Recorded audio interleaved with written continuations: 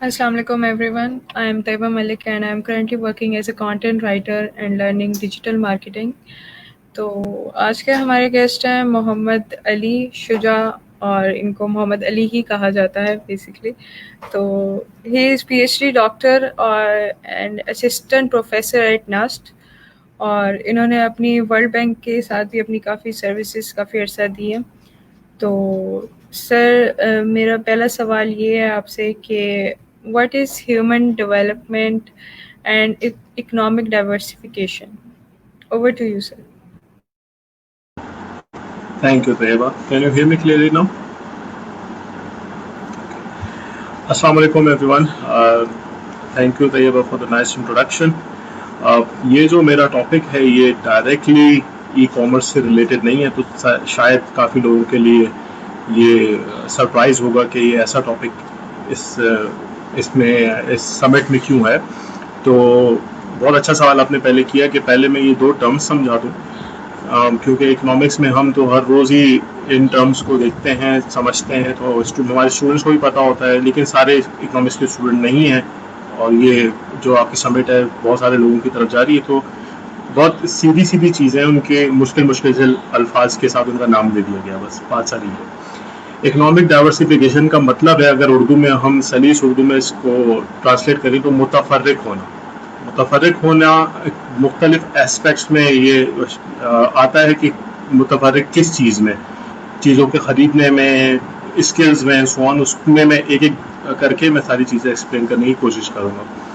दूसरी जो चीज़ है वो है ह्यूमन डेवलपमेंट। ह्यूमन डेवलपमेंट को अगर उर्दू में हम ट्रांसलेट करेंगे तो हम उसको कहेंगे इंसानी इर्तिक़ा।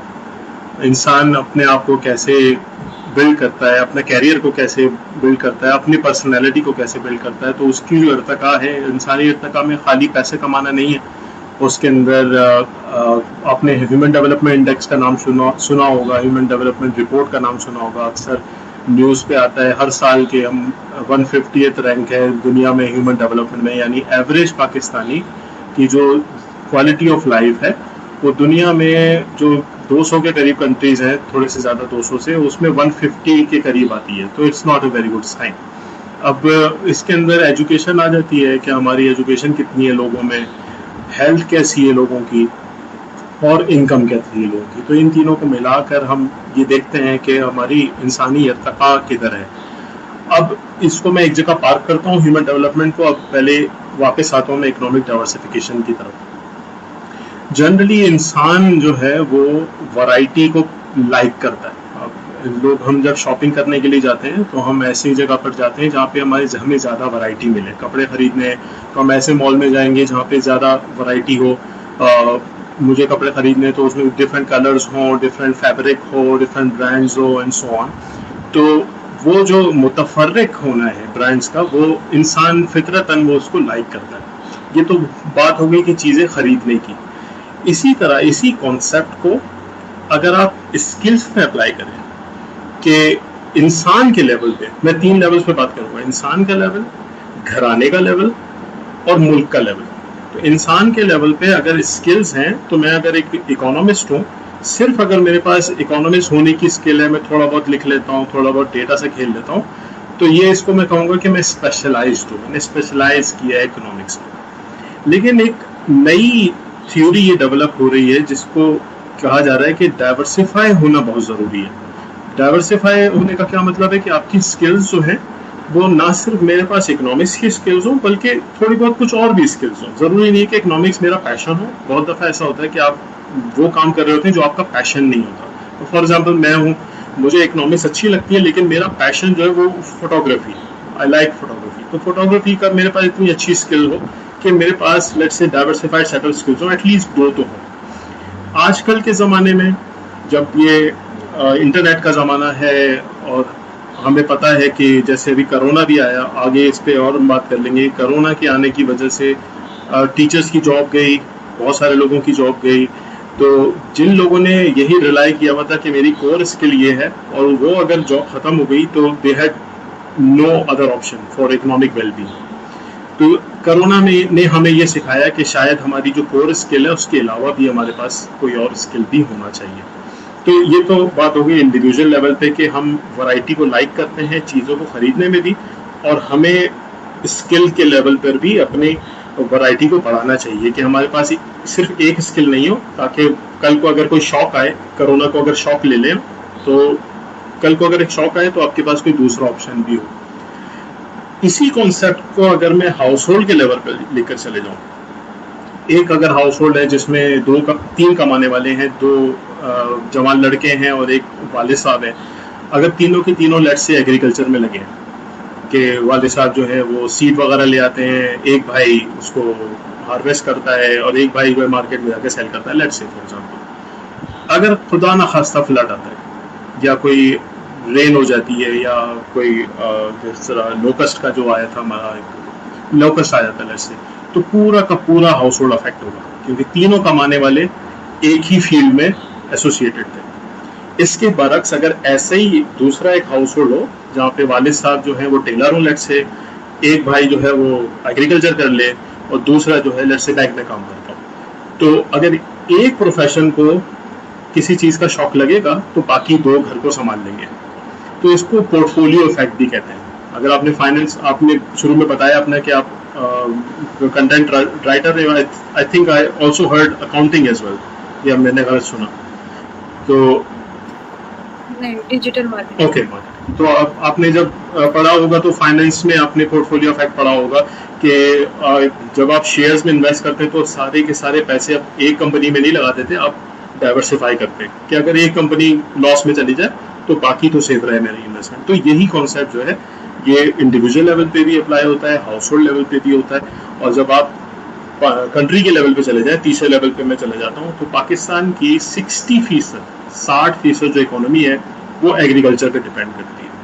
तो अगर कोई बहुत बड़ा शॉक एग्रीकल्चर को लगता है किसी भी वजह से, तो पूरी पाकिस्तान की इकोनॉमी उससे अफेक्ट होती है। इस वजह से कहा यह जाता है कि आप बजाय इसके कि स्पेशलाइज्ड हो, ये स्पेशलाइजेशन की थ्योरी बहुत पुरानी है, इसको मार्शलियन एक्सटर्नैलिटी कहते हैं। उसको मकसद ये है कि जितना आप एक ही काम करते जाएंगे तो आप उसके एक्सपर्ट होते जाते हैं। वो अपनी जगह ठीक है बात, लेकिन अब हमने एक्सपीरियंस से ये सीखा है कि एक चीज़ में आप स्पेशलाइज करने से नुकसान भी उठाते हैं, मतलब स्पेशलाइज हो जाते हैं, नुकसान भी उठाते हैं। इसी इकोनॉमिक स्ट्रक्चर के अंदर एक और चीज़ है जिसको हम कहते हैं नॉलेज शेयरिंग। नॉलेज शेयरिंग का क्या मतलब है कि इनोवेशन अगर हमने करनी है, आजकल के ज़माने में आपको पता है कि कोई भी प्रोडक्ट आपको बाहर भेजनी है, अगर एक्सपोर्ट करनी है, तो उसकी क्वालिटी इतनी अच्छी होनी चाहिए कि बाहर की जो ऑलरेडी अवेलेबल प्रोडक्ट्स हैं उनसे थोड़ी सी डिफरेंट हो। तो ये डिफरेंट कैसे करेंगे? हम इनोवेशन के थ्रू करेंगे। तो एक थ्योरी ये कहती है कि अगर आप लेट्स से शर्ट बना रहे हैं, तो शर्ट बनाए, सारी दुनिया मिलके, सारा मुल्क मिलके इस शर्ट बनाए और बनाते बनाते इतने एक्सपर्ट हो जाए कि दुनिया की सबसे अच्छी शर्ट बनाना शुरू कर दें। तो ये तो होगी थ्योरी स्पेशलाइजेशन की। दूसरी जो थ्योरी है वो ये कहती है कि नहीं, डाइवर्सिफाई करें। तो डाइवर्सिफाई करने से क्या होगा? एक मैं आपको एग्जांपल देता हूँ। फोर्ड कंपनी जो है ऑटोमोबाइल की, फोर्ड की जो कार्स वगैरह आती हैं, उनके जो बानी है हेनरी फोर्ड उनका नाम है। तो जब वो पहली दफ़ा कार बना रहे थे, उनका जो प्लांट था उसमें उनको काफ़ी मसाइल थे कि जो स्टेप्स हैं उसको किस तरह से मैं स्ट्रीमलाइन करूँ। शुरू में कम कार्स बिकती थी, जैसे जैसे ज़्यादा बिकना शुरू हुई तो ज़्यादा प्रोड्यूस करने की वजह से उसमें कार्स में फॉल्ट्स आना शुरू हुए, क्योंकि स्ट्रीमलाइन नहीं था प्रोसेस। तो वो उसका हल ढूंढना शुरू किया उन्होंने। तो ऑटोमोबाइल वाले दूसरों के पास गए, अपनी फील्ड के अंदर लोगों के पास गए, लेकिन वहाँ पे उनको सही खातिर खा कोई जवाब नहीं मिला। आपको हैरत होगी जान के कि उनको जो खातिर खा जवाब मिला वो कहाँ से मिला?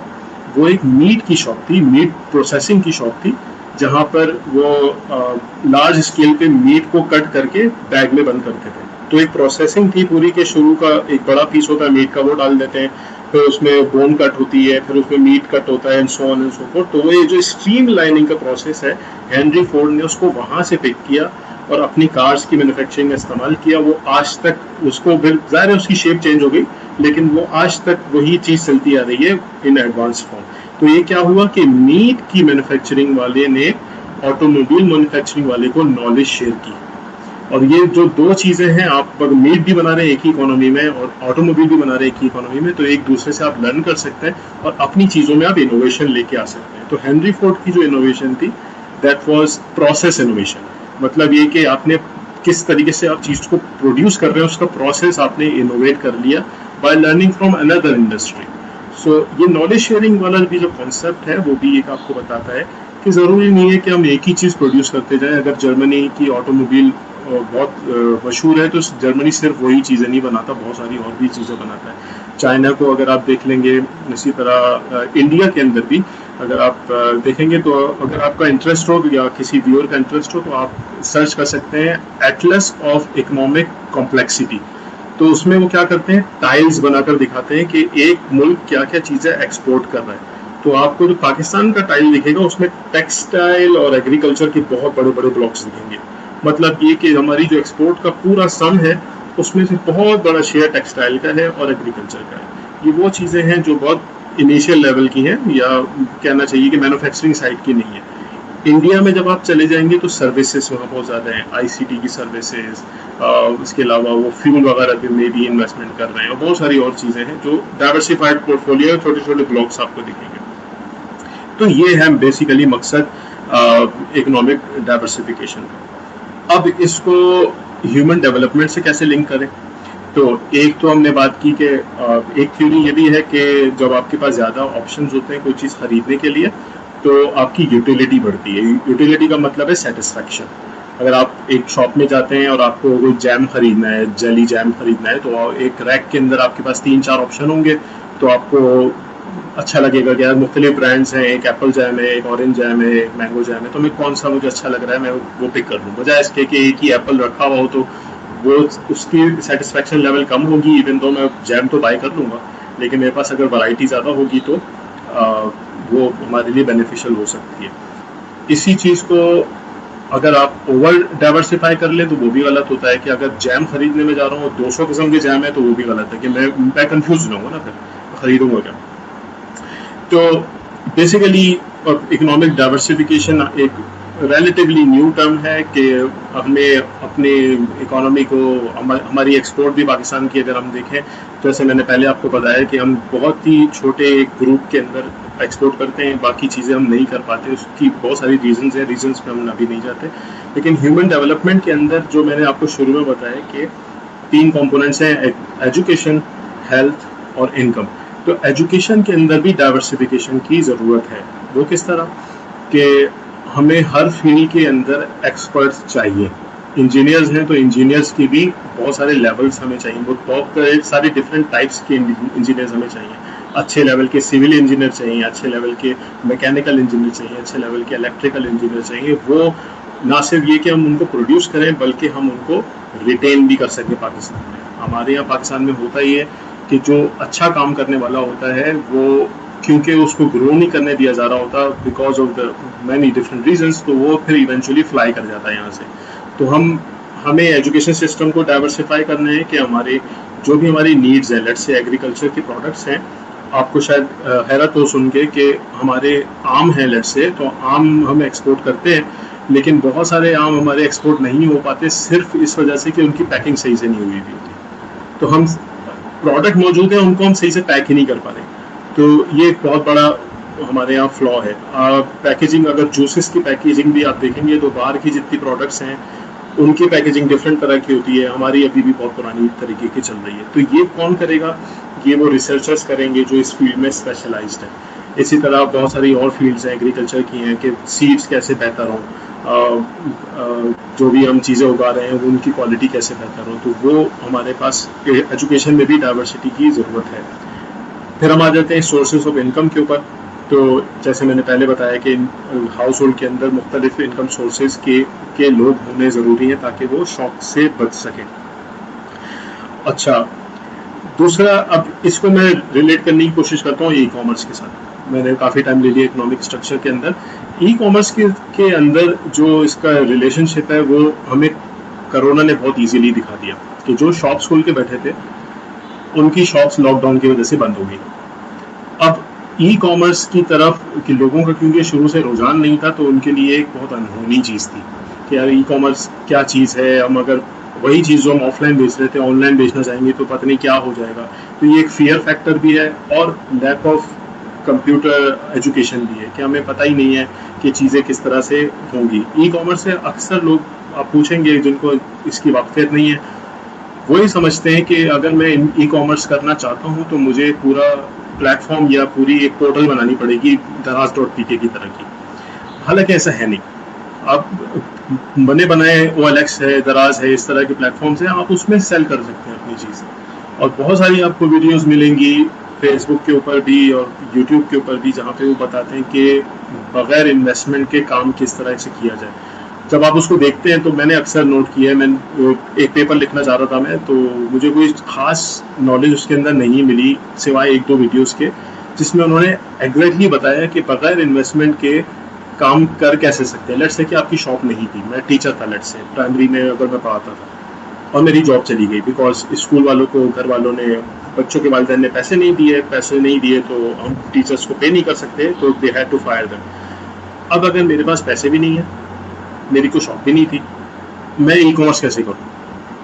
उसका मेरा बहुत करीबी दोस्त है जिसने इस तरह से काम शुरू किया जो मैं आपको बताने जा रहा हूँ। आपको पहले से पता होगा, लेकिन लोग इस तरफ सोचते नहीं। वो ये कि ऑलरेडी जो बनी बनाई बड़ी शॉप्स हैं उनके पास आप जाएं, उनसे आप बात करें, और लेट्स से कि गारमेंट्स का अगर आप काम करना चाहते हैं, आप सिर्फ उनकी प्रोडक्ट्स को उनकी शॉप के अंदर जाके पिक्चर लें उनसे, और उनको कहें कि अगर आप कस्टमर को 1000 रुपए की बेचते हो तो अगर आप मुझे 900 की बेच दो तो मैं थोड़ा सा प्रॉफिट लगा के मार्केट में बेच सकूँ। इससे क्या हो रहा है कि आपके पास एक स्मार्टफोन होना चाहिए, दराज.pk पे लेट्स से आपने अकाउंट बना लिया, वो भी फ्री होता है, या आपने दराज पे भी ना बनाया, फेसबुक पे अपना पेज बना लिया, वो भी फ्री होता है। आपने सिर्फ पिक्चर लेकर डालनी है, अच्छी सी पिक्चर होनी चाहिए लेकिन, और डालकर आपने ऑर्डर दे दें कि ये इतने की मैं बेच रहा हूँ। अगर मार्केट में 1000 रुपए की मौजूद है, 950 की आप दे दें। जहाँ ऑर्डर आया, आपने एक हफ्ते का टाइम लिया कि मैं एक हफ्ते में आपको बेच रहा हूँ, आप जाके उस दुकान वाले को कहें कि यार ये प्रोडक्ट मुझे दे दो, आपकी डील पहले से हो चुकी है, 900 की आपको मिल गई, थोड़ा सा मार्जिन आपने रख के आगे बेच दिया। इससे क्या होगा, आपको काम करना आएगा। मेरा एक बहुत अच्छा दोस्त है कराची में, सिल्क का काम करता है, उसने भी मुझे ये बताया कि अगर आपने कराची में करना है गारमेंट्स का काम, खासतौर पे लेडीज गारमेंट्स का काम, तो गोल्डन मार्केट में कुछ जगह हैं इस तरह की जहाँ पे आप जाकर जो सूट बने बनाए सूट्स होते हैं, जो रेप्लिकाज होते हैं, वो आप ले लें और उसी कॉस्ट पे बेच दें, just for the sake of learning. हमारे यहाँ खौफ बहुत है। तो back to the topic of diversification. अगर मैं टीचर हूँ, मेरी डिग्री अगर इकोनॉमिक्स में है, तो अक्सर मैं अपने आप को भी इसमें शामिल करता हूँ, मेरी इकोनॉमिक्स की डिग्री मुझे रोकती है दूसरी तरफ जाने के लिए। क्या मैंने तो डिग्री इकोनॉमिक्स में ली है, मैं दूसरी तरफ क्यों जाऊँ? ये सबसे बड़ी गलती है। ठीक है, ये मैं भी करता रहता हूँ और अभी भी कर रहा हूँ, और बहुत सारे लोग करते हैं कि मैंने यार स्टैट्स पढ़ी, मेरा भाई ये स्टैट्स पढ़ा हुआ है, तो वो कहता है यार मैंने स्टैट्स पढ़ी हुई है, मैं दूसरी चीज़ें क्यों करूँ? मैं उसको फोर्स कर रहा हूँ, मैंने उसको ये टिकट भी दिया है आपकी समिट का कि भाई आके देख लो क्या चीज़ें हो रही हैं, जरा समझो। आईटी की ऐसी चीज़ें हैं जिसमें ये आज़ाद चाय वाला भाई की तरह लोग कह रहे हैं कि भाई इसमें डिग्री की ज़रूरत नहीं है, तो नहीं है, बहुत अच्छी बात है, सीख लो। आपकी स्टैटिस्टिक्स की जॉब है, वो अपनी जगह चलती रहे। कल को खुदा ना खास्ता आपका अगर कोई प्रॉब्लम होती है, आप दूसरी तरफ शिफ्ट कर सकते हो, दोनों चीज़ों को साथ भी लेके चल सकते हो। तो बेसिकली ये इसलिए बहुत ज़रूरी है कि आप जो है ना सिर्फ ये कि अपनी स्किल्स को भी डाइवर्सिफाई करें, बल्कि अपने कंट्री लेवल पे अगर हम देखें तो गवर्नमेंट के लेवल पर भी, और वैसे भी अगर हम थोड़ी सी भेड़ चाल है हमारे आसपास, अगर हम देखते हैं कि कोई चीज़ ज़्यादा बिकने लगी है तो हम भी वही करना शुरू कर देते हैं। तो थोड़ा डिफरेंट करने की ज़रूरत है।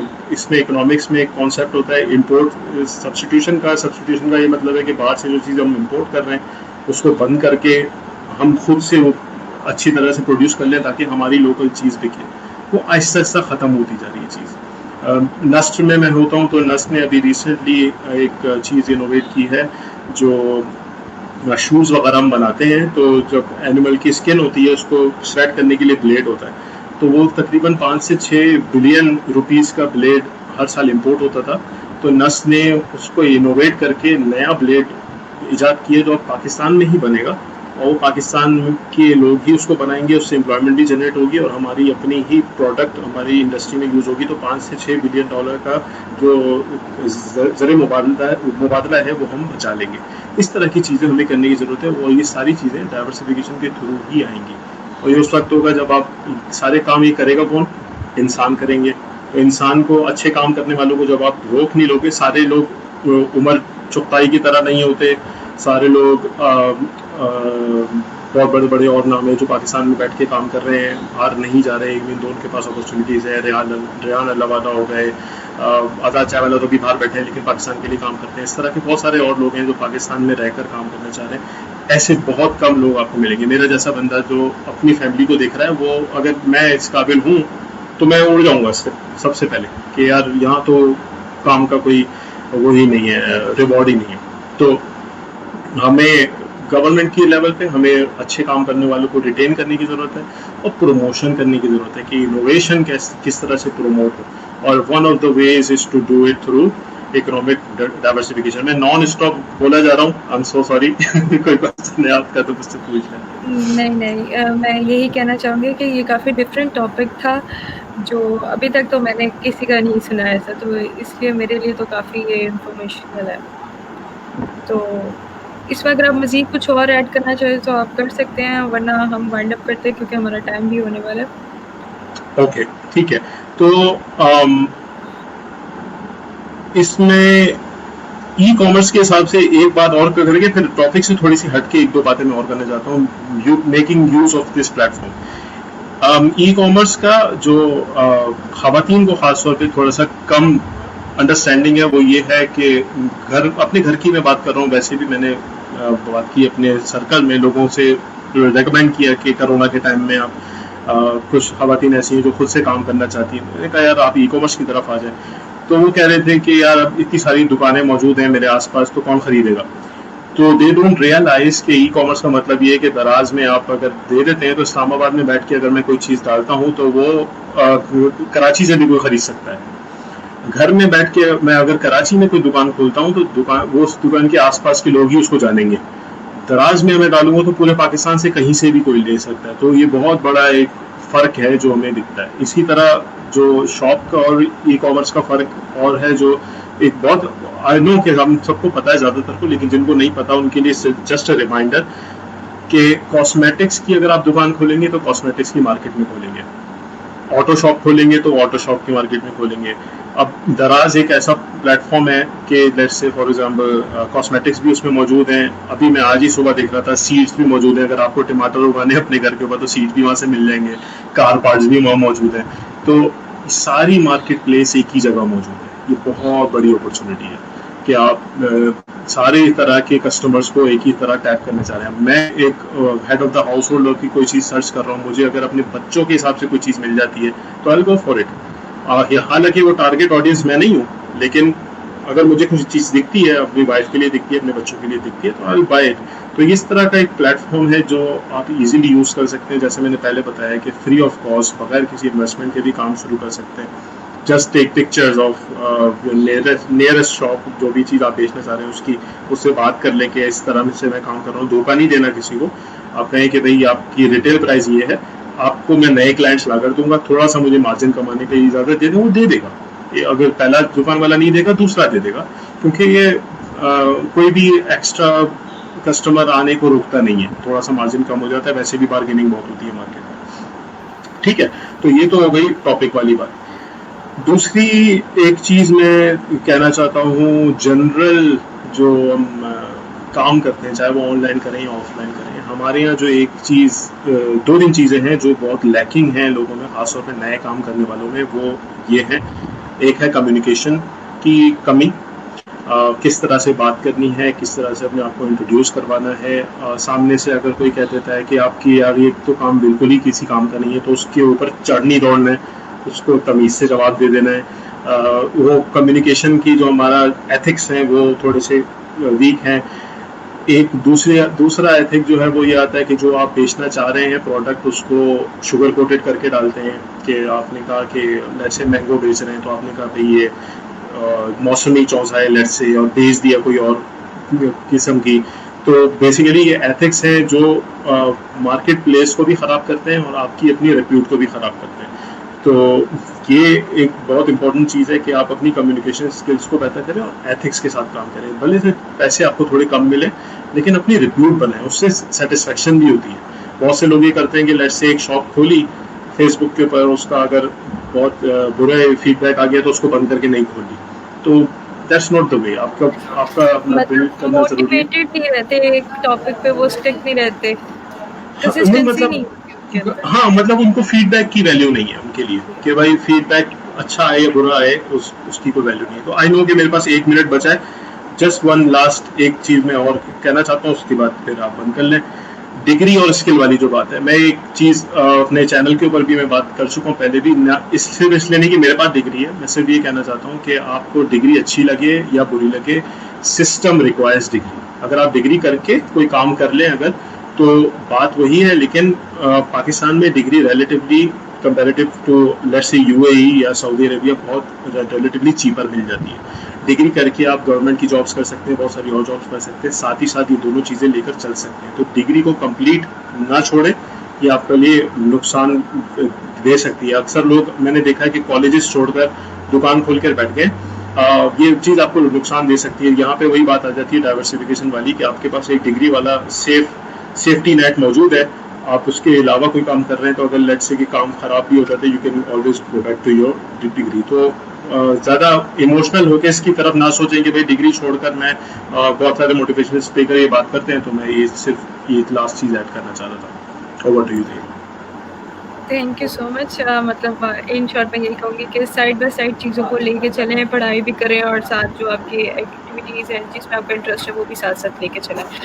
तो थैंक यू सो मच, आपने काफ़ी मेरे लिए तो ये बहुत ही डिफरेंट टॉपिक था जो आपने इन्फॉर्मेशन में से शेयर की। आई होप ये सब हमारे सुनने वालों के लिए भी काफ़ी इन्फॉर्मेशनल होगा। Thank you so much, it's an honour for us for having you. Thank you so much sir. Thank you so much for inviting me. Thank you. Allah Hafiz.